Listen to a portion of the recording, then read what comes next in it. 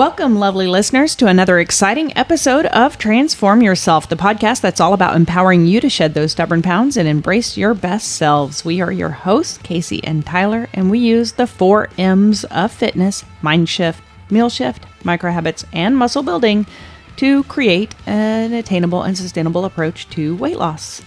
We have lost a collective 130 pounds and we've kept it off for 2 years. And today we are talking all things muscle building. It's the 4th M, the last M of Form Fit. And if you have been listening, you know that we have the last 3 podcasts that we've done. I did one on mind shift, one on meal shift, one on micro habits, and then this is the 4th one in the series, and it is on muscle building. So if you have not given the other ones a listen, you might want to back yourself up and go check those out first. Or maybe you're just interested in muscle building.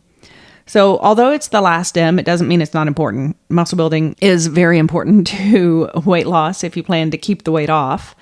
I really don't know anybody who is trying to lose weight with the intention to put the weight back on. Maybe if you're Christian Bale, you're doing that. You mean Batman? Yes, Batman. Yes. Yeah, he lost a boatload of weight to play the machine. The pianist. The pianist. And then he had to lose like 70 pounds to play that, and then like immediately had to turn around and bulk up for Batman. Yeah, I think so. And then he got fat for Vice and fat for, he's done it a bunch of times. That boy has, talk about yo-yo. He's got range. He's also got a lot of money to pay for private everything. That's true. And he has the best chemicals and the best nutrition. And yeah, I mean, you know what? My target audience is not Christian Bale.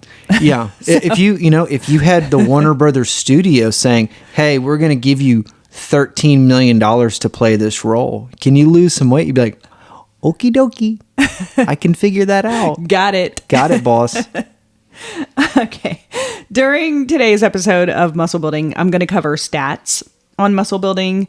Then I'm going to cover a little bit of the why, what, when, and how of muscle building. A little bit of some interesting studies done on PubMed about women and weightlifting. We're going to cover creatine monohydrate. And then we're going to finish with what exactly do I do in the gym? Because I know that sometimes I get a lot of messages. You ladies might be interested in what does she do? What do her workouts look like? So I'll tell you. So let's start with stats. And these stats, they should be kind of alarming, and they should be like a wee kick in the rear, if you will. When I heard them, it was for sure alarming to me. Stat number 1, we lose 3 to 8% of muscle mass per decade starting in our 30s. 3 to 8% of muscle mass per decade starting in our 30s. So I'm 48. I'm almost 50. If I did not do strength training, I would, let's say 3 to 8%, let's say the average is 5, I would be about 10% muscle mass down. That makes a giant difference in your metabolism and the efficiency of how you burn calories throughout the day. And so ladies, all the time, I hear it. It's so much harder to lose weight as I get older. I just can't lose the weight now like I used to. You know why? You know why you can't? Because you don't have any muscle. You're losing muscle and you're not doing anything about it. So if you're losing muscle and you're over on your Peloton bike and running and doing all the cardio and you're not doing any muscle training, you are going to be losing muscle mass and your metabolism is not going to be like it once was. And yeah, of course, absolutely, you're going to make it harder to lose weight. You have to incorporate strength training if you want to make weight loss or fat loss sustainable over time. So if you don't use it, you lose it? Is that what you're saying? Pretty much, yeah. Another stat number 2. A pound of muscle burns 3 times more calories than a pound of fat every day. So muscle is going to be more metabolically active. You're going to burn more calories with it. You can literally burn more calories at rest. It's not about the hour of strength training in the gym. It's about the other 23 hours of the day that you're burning calories because you did that strength training. Mm-hmm. So if we think about strength training and lifting weights as a long-term solution to fat loss, that's exactly what it is. It is a long-term solution to fat loss. Yeah. And you are going to create a strong, high metabolism. You're going to boost your metabolism, and you are going to start burning calories quicker every day at rest. And You're basically building a bigger engine. exactly. Yeah, you're building more power. You're building a bigger engine. It's going to take more calories. So ergo, more body fat will be burning just hanging out, watching whatever dumb show on Netflix. Right? So It's true. And let me explain that as a weight loss coach, I talk to many ladies daily, either through chat or through a Zoom call. The amount of women in their 40s or 50s who are telling me that, oh, I do cardio 3 times a week and I do strength training twice a week. And I'm like, okay, let's take some of the cardio out. I'm not saying cardio is bad. Cardio is great for heart health. Cardio is great for mental health. I'm not saying it's bad. But what I am saying is that cardio is a short-term solution for burning calories. And you're going to burn calories right then and there. But it's not going to help you burn calories for the rest of the day. Yeah. Muscle building will. The whole afterburn. Yeah, because I feel like that was a thing that was pushed like a decade ago. It's like, oh, the afterburn effect. It's like, and I think that's... I mean, you might burn a few extra calories after a cardio session. I think it's wildly overstated. I think is where the science is kind of landed. But what I'm trying to tell you is trade out 2 of your hours on the Peloton for 2 more hours a week of strength training. And over time, you are going to be amazed at what that does for burning fat. Honestly, it's probably less than 2. Like an equivalent amount is probably less than 2 hours. Right. To get the metabolic adaptation to have muscle growth. So if you're looking to change your body, muscle building is where it is at. You have to give yourself 3 to 6 months at least to strength train and start seeing a difference. And I know that is a while. We're not going to see it in 4 weeks, people. You're going to have to do strength training consistently in order to see a body composition change. But again, it is a long-term solution to fat loss. It is why weight loss and fat loss can be sustainable. And it is why that fourth M could have easily been movement. I could have said mind shift, meal shift, micro habits, and movement, but I didn't want it to be movement because I wanted to be very clear on the idea that the movement that we do is not cardio. And again, I'm not trying to paint a terrible picture for cardio. What I am trying to do is as a mechanism to lose weight. Correct. It's not that effective. You'd be better off going for walks. Right. So what I am trying to paint a picture of is the idea that muscle building has to be in the picture for us to create sustainable, forever fat loss. In my Transform Yourself course, I cover, in the muscle building section, I cover the why, what, when, and how of muscle building. And by the way, the Transform Yourself course, it's a digital course, 42 videos. They're about 5 minutes each. And you get a 60-page workbook. It's at thecaloriedeficitqueen.com, and it is on sale this month, 50% off, using code CDQ50. So again, that's at thecaloriedeficitqueen.com. It's under the coaching tab, and you can use code CDQ50 for 50% off of that course if you are interested.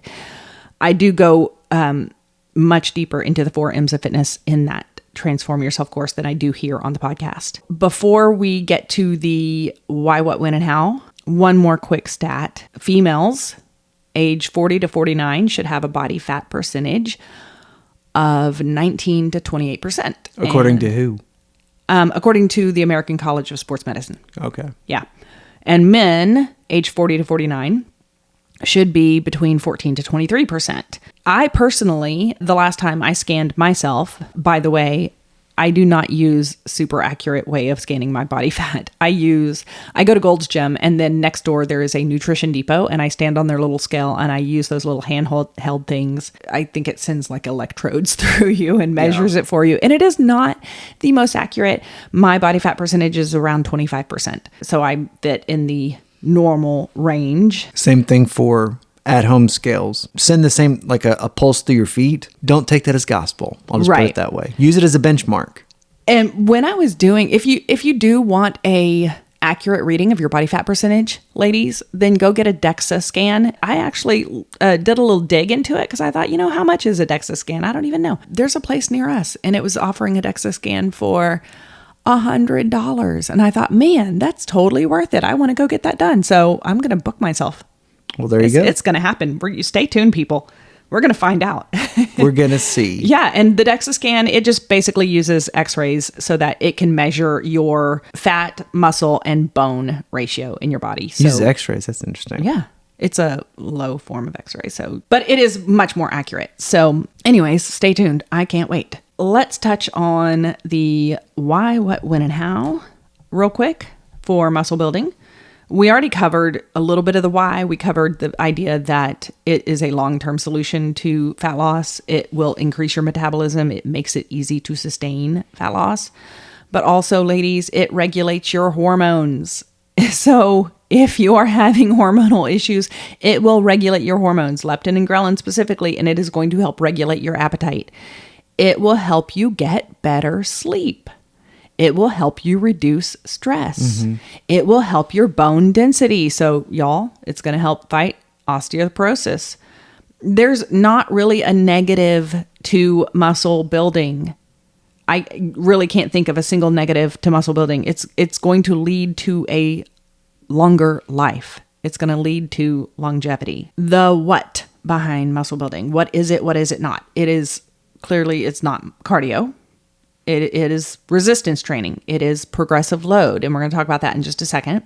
It is not a quick fix for a poor diet. It's not something where you can, if you're eating pizza on a Thursday night and you think you're going to go burn it off in the gym on a Friday and punish yourself for it, don't do that. Not going to happen. Don't do that, people. Like that. Just move on. No big deal. Do your strength training anyways. You don't need to have this attitude that I'm going to go, well, I'm going to be bad today, so I'm going to be really good tomorrow. Like, that's not how it works. Right.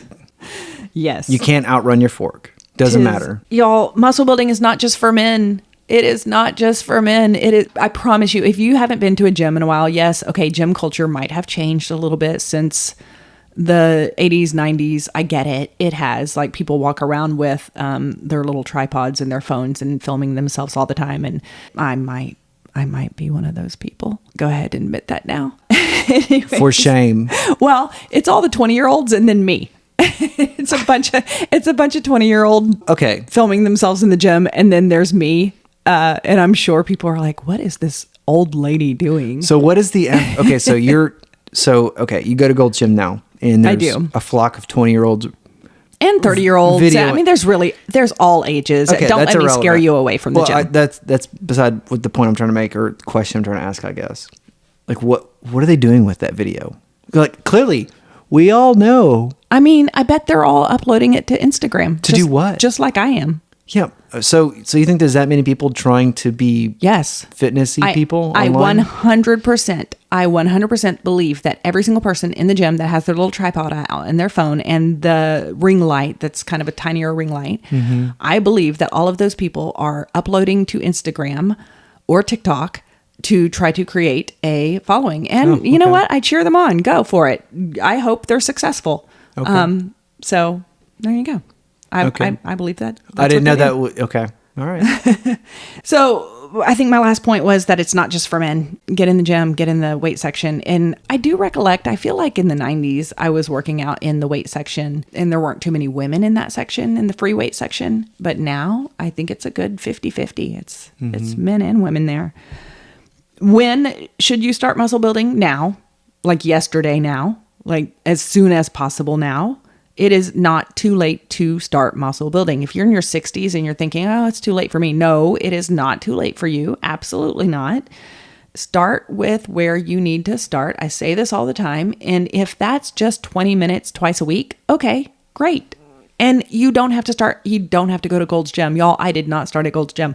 I started in the garage. Use free weights. Get yourself a mat. Get yourself some dumbbells, 5 pounds, 10 pounds, maybe some 15 pounds. If you're brand new, you can even do body weight exercises. Mm-hmm. It's cheap. It's easy. You don't have to go spend $1,000 on equipment. You could spend, hell, you could spend $100 and get a lot of, you have a really decent setup. You really could. And you could get some bands also. And bands are awesome because you can easily travel with bands. Mm-hmm. They're great because they give you resistance, not just with concentric moves, but also with eccentric. So as you shorten and lengthen your muscle, you're getting resistance. So those are also fantastic to use. We are traveling out of town this weekend for the eclipse. I'm so excited. We're going to be in Path of Totality. I'm super thrilled about this. But we talked about it earlier. We're going to do a workout on Saturday. We're going to be obnoxious and, hey, everybody, who wants to get up at 6 o'clock tomorrow and do a workout with us? I never said anything about 6 o'clock. I don't know what you're... No, we're not actually going to do it. We're just going to tell everyone that we're with that we're doing this at 6 a.m. and they're real trash if they don't get up and do it with us. It's like, what are you guys doing? Do you even care? We do not actually shame anyone. Maybe you don't. I do not. So I think we should travel with the bands because that would be very, very easy to do. So start where you're at, but just get started. The how behind muscle building, use progressive load. And what I mean by that is increase your weights over time. If you're using a 5-pound dumbbell and you've been using a 5-pound dumbbell for more than a month, you probably need to pick up heavier weights. Or if you've been doing reps of 8, do reps of 10 or 15. 3 sets, do 4 sets. Slow it down and do more time under tension. There's lots of different ways you can increase intensity of your load. Yeah. There's lots of different, it's not just increasing weights. You can have progressive load other ways. Mm-hmm. So if you don't have a dumbbell that's heavier, then just do more reps and sets. Or do them slow. Or do them super slow. Yes. Oh man. Slow it down and you're going to be... Do supersets. Like there's like a million different things you can do. So you don't have to go out. I mean, hell, there's so much you can do with body weight or with stuff around your house that you know, if you're just getting started and you are anxious about making an investment, you don't have to. So let's talk about a study that I came across from Bill Campbell, PhD, on Instagram. He's a great person to follow, by the way, on Instagram. It's Bill Campbell, PhD. He brought this to my attention. It was 3 studies done about women and the weights they chose during strength training. According to all of the 3 studies, and these are on PubMed, by the way, and I went and looked them up myself, when women self-select their training loads, meaning the weights that they use, they don't choose weights that will optimize muscle gain. In other words, women are not selecting heavy enough weights for muscle optimization. The first study reported that weights were less than 60% of 1 rep max. What I mean by 1 rep max is 1 rep max is the maximum weight you can lift for a single rep of any given exercise. Where we should be with our weights is we should be around 75 to 80%. I would say closer to 80% of 1 rep max. So if you are, let's say you do a 1 rep max of 100 pounds for a chest press, then that means you should be using 80 pounds. Yeah. Right? Well, and that's probably a difficult way to apply it to people who maybe are just getting started because they're like, I don't know what my max is. But you can find out. I mean, I guess that's true. So I would say, so when you tried to do the bodybuilding thing and Braden Barrett, he was explaining everything as reps in reserve, which, to not go down that rabbit hole, just basically means using a weight that you're going to do a rep range where you still have some left in the tank, but you don't have, you have like 2 or 3 reps in reserve. So if you're doing chest press or bench press or whatever, you're doing a weight to where after you're done with your set, you think, I could have pushed, 2, 3, maybe 4 more using that same weight before I would have been totally done. Right. So before you get to failure. Yes, before you get to failure. Yes, Absolutely. And y'all, don't be afraid to go to failure. Do not be afraid to go to failure with any of your exercises. There are plenty of times I'm in the gym and I am working with whatever it is, dumbbells. And in my head, I'm going to get to 12 and I get to 10 and I might do 10 and a half. And like my arms totally give out. I can't possibly, with all my might, get that weight lifted. And that means I went to failure. And don't be afraid to go to failure. You can also measure your weights and decide if you're using the right weights by rate of perceived exertion. So rate of perceived exertion is basically exactly what it sounds like. Is it kind of hard? Is it somewhat hard? Is it hard? Is it very hard? Or is it very, very hard? You, when you are lifting a weight or pushing a weight with your legs or whatever it is you're doing, it should be very hard or very, very hard. And I was literally in the gym this morning thinking about my rate of perceived exertion because I wrote this podcast last night and I thought, is this very hard or very, very hard? And I thought, yes, it absolutely is. So I knew I was in the right weight range. So these studies, all three of them reported that women were not using the correct weights. They weren't using heavy enough weights. It indicated that women didn't even appear to approach failure on any set that they did. Y'all, they didn't even appear to approach failure. So not only did they not get to failure, they didn't seem to approach failure. So we need to at least approach failure. In other words, what you were saying a second ago about reps in reserve, we need to get to a point where we only have maybe 2 or 3 reps in reserve, and that's it. Mm-hmm. It needs to feel very hard or very, very hard. When the study was done, the researchers found that their rate of perceived exertion was only somewhat hard. Y'all, they were not using heavy enough weights for hypertrophy or muscle growth. Even when the study was done, so another study, all 3 of these studies, another one, 2 of them were done with untrained women. One of them was done with trained females. In other words, women who had been in the gym for years. Even the trained females were selecting weights that were around 57% of their 1 rep max. Again, it should be around 80%. So not ideal to maximize strength. The takeaway is that we need to choose weights that are right for muscle growth, because what we're going for is we're actually trying to tear our muscle fibers so that at rest we can regrow them. And that's the beauty of boosting your metabolism and burning the extra calories and getting to the forever fat loss that we've been talking about. So if you want to see results, pick up heavier weights. And let's not forget that if you want to maximize your gym training, you also need to increase your protein intake. So I recommend 0.7 on the low end and 1 gram of protein on the high end per goal weight. So you can multiply 0.7 or 1 times your goal weight, and that should be how many grams of protein you should get per day.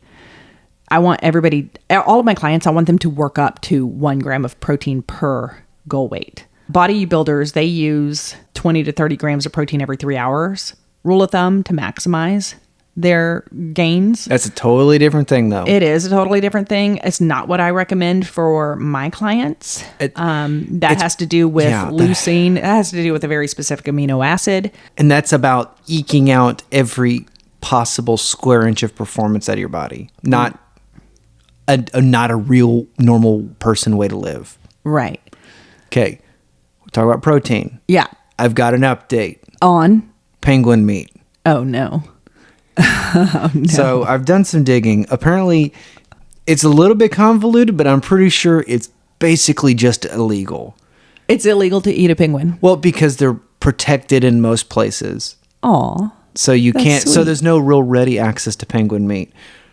Now, having said that, around the turn of, in the early 1900s, there were a lot of Arctic explorers going down into Antarctica. Okay, so you really did. Yeah. You dug into this. Yeah, and so there are some people in modern times that kind of. Do you mean modern times as in now? Yeah, in modern times who have claimed to have had it, but it's kind of. I don't know. I don't know how much I trust it, but I do trust the diary entries of Arctic explorers from the 1910s and the 1920s. I trust that more because I feel like they probably really... Okay, so did you read these diary entries? I found one. Okay. Where they described it. Okay. Did it sound, I mean, were they describing it as something was it delicious? It sounds like an abomination. It sounds freaking terrible. Oh, really? So, okay, let me read it to you. So, this guy, he wrote in his diary, of equal interest to the naturalist and the cook, as he began eating penguins, that they taste like a piece of beef, odoriferous codfish, and canvasback duck roasted together in a pot with blood and cod liver oil for a sauce. So they think that the meat tastes like a combination of beef, stinky cod, and canvasback duck. I don't know what that is. Duck can either be great or it can be nasty. I'm assuming they're going for the nasty end of duck. And you roast it all together in a pot with blood and cod liver oil to be the sauce. So I'm assuming the meat's very greasy. I mean, I'd have to be real hungry to eat something that a semblance of that. Oily chicken is one way people described it. And I think it was more of like a survival food for people. I mean, if you're down there and your choice is certain freezing death or nasty penguin meat. I mean, people also eat each other though when they're about to die. Yeah. So there's that. You know, so maybe people's a step up than penguin meat. Yeah. I mean, low calorie cannibal is not going to be. Low calorie cannibal is not going to be one of my future cookbooks. So yeah, it's apparently not easy, damn near illegal to get, or probably illegal to get. And also, I read some accounts that said the meat was black. Oh, it was. I think what it really is just it's so dark. So think of like ultra dark meat chicken or whatever, and think of it being so dark, so like a red bird meat. Yeah. That it's so dark that it's like almost appears black. Interesting. Yeah. Okay, so we are not going to look for penguin delicacy anywhere. Great, perfect. I'd still try it. If I had an opportunity, I would still try it. Even after that description, you'd try it. 100%. Okay, well. Do you want to go to your grave knowing that you never had penguin meat? Totally fine going to my grave like that. You know, that sucks to be you. It's totally fine with that. All right. So let's talk about creatine and creatine monohydrate specifically. It is actually a safe and effective supplement for muscle building. American College of Sports Medicine and National Academy of Sports Medicine, NASM, and they all agree that creatine is completely safe. Creatine monohydrate, by the way. It's naturally found in your body anyways, and it's also naturally found in red meats. So you can get creatine alone just by eating red meat. Not enough. No, creatine is like one of the only supplements that it would be incredibly hard to eat the amount of red meat to get a sufficient amount of creatine on a daily basis. How much creatine do you need on a daily basis? The real answer is by your body weight, but the typical prescribed dose is 5 grams. That's what I thought. Because I couldn't remember if it was 5 grams or 5 milligrams. That's why I asked you. No, it's 5 grams. And that's why they usually come with like a 5 gram scooper. Okay. But that's like just the blanket super easy dose. Yeah. With everything, the real answer is something based on body weight. But creatine is cheap. It's safe. So just go with 5 grams. It's easier. Basically, all creatine is doing is it's helping your muscles create more ATP, adenosine triphosphate, for those of you who want to know. You need ATP when you do muscle building because that is the energy that you use during high intensity exercise to lift weights. And if creatine helps your muscle create more ATP, then basically you're able to do higher and more reps of higher intensity exercises. In other words, you are going to create more muscle growth. Mm-hmm. So there's also a lot of studies on cognitive stuff. That's right. With creatine, which that's a huge rabbit hole to go down. I found a lot on cognitive function and how creatine is great for your brain. And I was like, wow, I did not know this. I found that when I was doing my research. I'm pretty sure creatine is like the most, aside from like protein, or like any other, like a mineral or something like that. I'm pretty sure creatine is the most researched supplement that's ever existed. Yeah. And there's just tons, there's like literally metric tons of data saying how safe it is. Right. It will make you hold water. Yeah, it will. And the reason that it makes your muscles hold more water, but when your muscles hold more water because of the pressure from the water in your muscle, it causes your muscles to swell, and that's why you look swole, right? Like the guys want that swole look, girls want the swole look. There you go. Yeah. Take some creatine. It'll help you in your gym work for intensity, and it will help you build muscle. It is safe to use. It will give you the swole look, but it might make you gain like 3 to 5 pounds of water weight. If you're okay with that, fine. No big deal. Not a big deal because it's going to be water weight in your muscles. Yeah. And if you quit taking creatine, you will pee out that water weight in immediately. a couple of days. 'Tis true. Yeah. I have taken it before, by the way. I am not currently on a regimen of creatine, but I probably should try it again. All right. So what do I do in the gym when I muscle build? I have a trainer. I don't work out with her all the time, but I do sometimes. Her name is Reagan. She has programmed my workouts for me. I do four a week workouts, and it includes 2 lower body days and 2 upper body days. One of the lower body days has more of a quad focus, and the other has more of a glute hamstring. And the upper body, we do a high rep day and a heavyweight day. So a high rep day and a low rep day. And the high rep trains for muscle endurance, while the low rep trains for muscle mass. And high rep and low rep, like people always ask me, should I do heavier weights, lower reps, or should I do lighter weights, higher reps? They both create different muscle adaptations, and they're both really good for what they do. So the lower rep range is going to help your nervous system get better at firing and lifting the weights. It's important for strength, and the higher rep range, that is better for being aerobically efficiently at lifting weights repeatedly. So that's going to help you increase the size of your muscle. So both of them are good.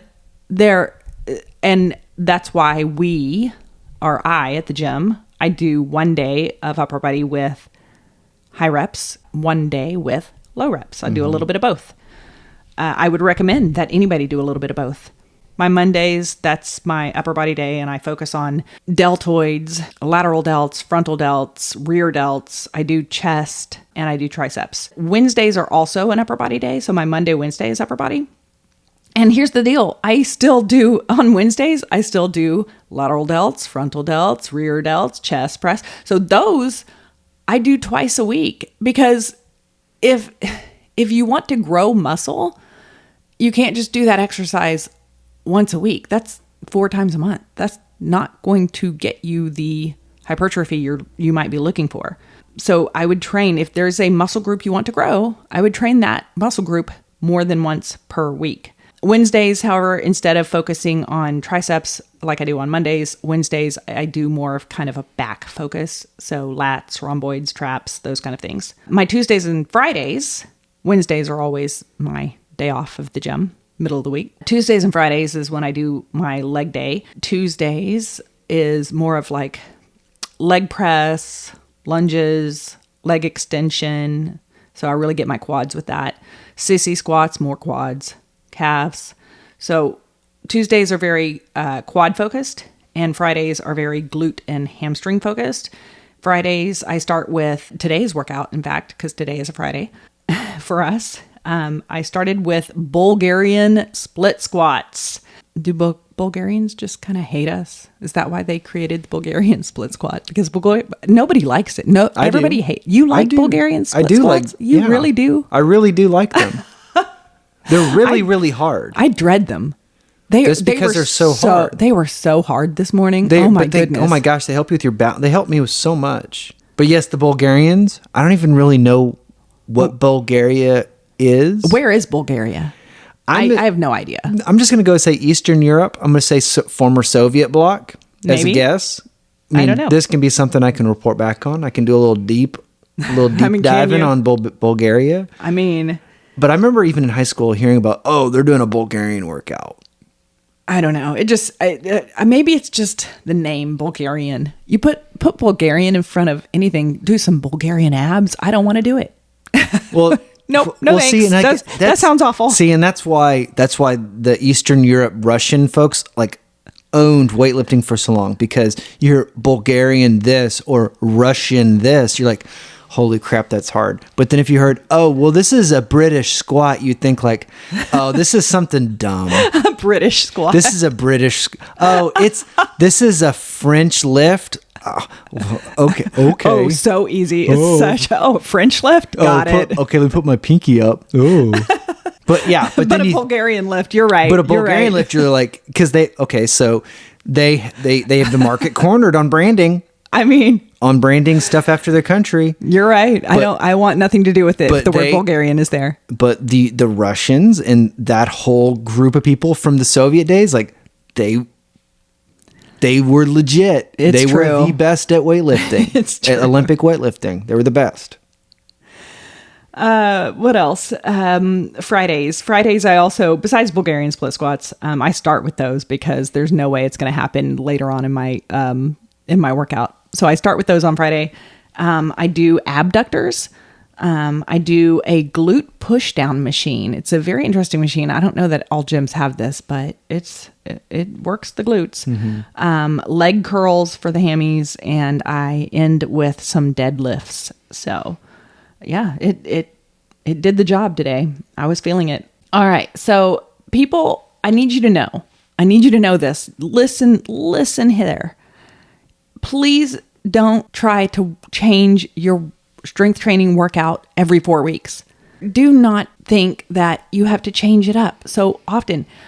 The workout I just described to you, I've been doing that workout for probably, I don't know, 6 months. I don't get that either. There's not a reason let's not complicate things. Create a workout program for yourself. Don't think that you have to change it up every 4 weeks. Well, muscle confusion. Yeah, I mean, we've talked about that a little bit before. But if you are truly wanting to build muscle, you need to stick to a workout plan for a lengthy period of time and have progressive load and slowly increase your weights every single time. Also, I think people should also think about a lift as a skill. And if you do bench press every week for a year versus, well, I'm going to do it for 4 weeks and then take some time off and then do it again. Like you're going to become better at that lift. You're going to become more efficient, strength, blah, blah, blah, blah, blah. Right. You've got to create a program for yourself. You've got to be consistent with it.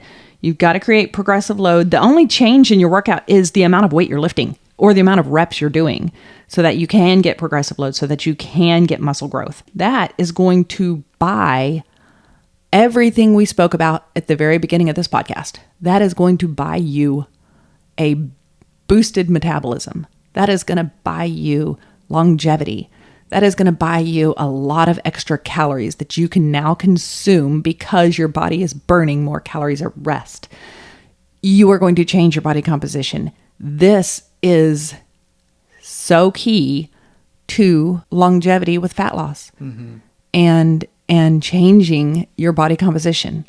So again, that fourth M, muscle building, I'm not saying if you're brand new to weight loss or fat loss, I'm not saying you have to start immediately with muscle building, but you're going to want to get started and you're going to want to slowly incorporate it. And over time, you will see results. Mm-hmm. So a lot of ladies, I will say this real quick too, only because I feel like it's very present right now in my life. I've met with a lot of ladies in the past week that all have the last 10 or 15 pounds. I only have 10 or 15 pounds to lose. That's it. It's the last 10 or 15 pounds and I can't get it off. So if you're trying to lose the last 10 or 15 pounds, guess what? Yeah, it's going to be tough because especially if you've already lost a lot of weight, it's going to start to slow down, that kind of thing. Mm-hmm. But if you have that last 10 or 15 pounds to lose, maybe instead of focusing on losing the last 10 to 15 pounds, let's look at this goal as a long-term goal and let's look at muscle building.